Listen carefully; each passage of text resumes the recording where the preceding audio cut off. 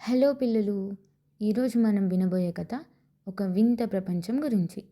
సుమారు 1000 క్రితం జరిగిన కథ ఇది. అనగనగా ఒక దట్టమైన అడవి ఉండేది. ఆ అడవి మధ్యలో త్రిలంగ దేశం అని ఒక దేశం ఉండేది. ఆ ఊరిలో అభిలాష్ మరియు శ్రవణ్ అనే ఇద్దరు మిత్రులు ఉన్నారు. ఇద్దరు చిన్నప్పటి నుంచి చాలా తీట పనులు చేసేవారు. ఊళ్ళో వాళ్ళు అందరూ వీళ్ళని తోటి దొంగలు అని పిలిచేవాళ్ళు. వాళ్ళు వాళ్ళ కాళ్ళు ఎప్పుడూ ఒక దగ్గర నిలకడగా ఉండేవి కాదు. ఆ ఊరిలో శైలజాదేవి అనే ఊరి పెద్ద ఉండేది. వాళ్ళు చేసే కోతి పనులు చూడలేక వాళ్ళకి ఎలాగైనా బాధ్యత నేర్పాలని ఇద్దరికి చెరో ధనస్సు మరియు బాణాలు ఇచ్చి అడవిలో వేటకి పంపింది. వేటతో వస్తేనే గ్రామంలోకి ప్రవేశం, లేదంటే అడవిలోనే ఉండాలని ఆదేశించింది. చేసేదేమీ లేక అభిలాష్ మరియు శ్రవణ్ ఇద్దరూ అడవికి వేటకు వెళ్ళారు.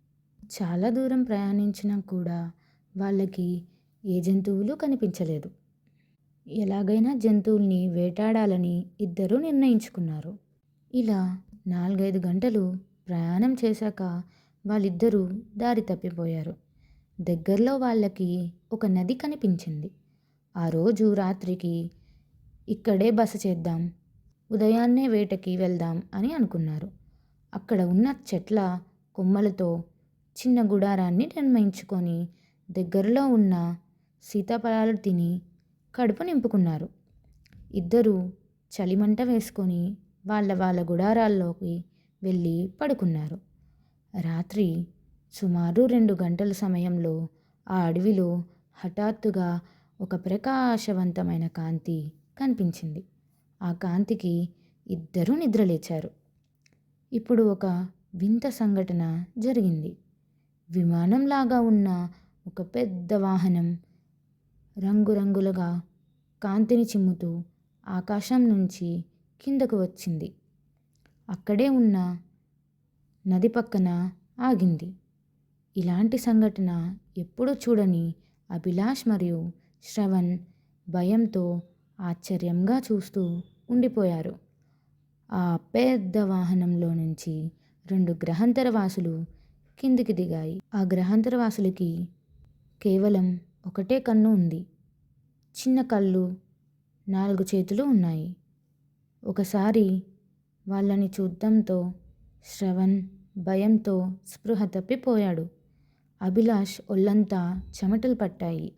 అలా చూస్తూ ఉండగా ఆ గ్రహాంతరవాసి అభిలాష్ దగ్గరికి వచ్చి ఇలా అన్నది, "ఓ మానవా, నేను నిన్ను ఏమీ చేయను. నన్ను చూసి భయపడే పని లేదు" అని అన్నాడు. తన పేరు మైక్ అని, తను చాలాసార్లు భూమికి వచ్చానని ఆ గ్రహాంతరవాసి చెప్పుకువచ్చాడు. ఇలా అభిలాష్కి కొంచెం భయంగా ఉన్నా మెల్లమెల్లగా మైక్తో మాట్లాడడం మొదలుపెట్టాడు. వాళ్ళ ఊరి గురించి మరియు ఆ వేట గురించి మైక్తో చెప్పసాగాడు. ఇంతలో శ్రవణ్కి స్పృహ వచ్చింది. చాలా భయంతో ఉన్న శ్రవణ్ని మైక్ కావాలని ఇంకా భయపెట్టాడు. అభిలాష్ మరియు మైక్ ఇద్దరు నవ్వుకున్నారు. మైక్తో ఉన్న ఇంకో గ్రహాంతరవాసి పేరు వంశిక అని మైక్ చెప్పాడు. వంశికకి భూమి మీదకి రావడం ఇదే మొదటిసారి.